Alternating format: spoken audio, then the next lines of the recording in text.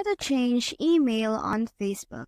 Now, the very first thing you're going to do if you're going to change your email on Facebook is to tap on your main menu right here and scroll down to the very end until you see Settings and Privacy.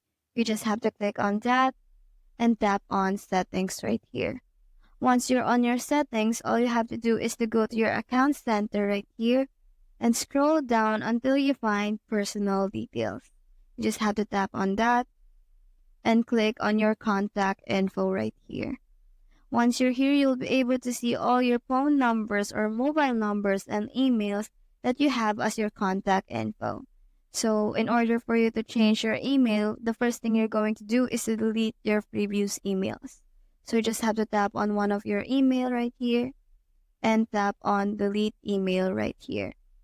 Now after you have deleted that, all you have to do is to go back and tap on add new contact and tap on add email right here. Now you can pretty much enter another email address that can be added from your Facebook to your Instagram. So that's how to change email in Facebook. Hope we help.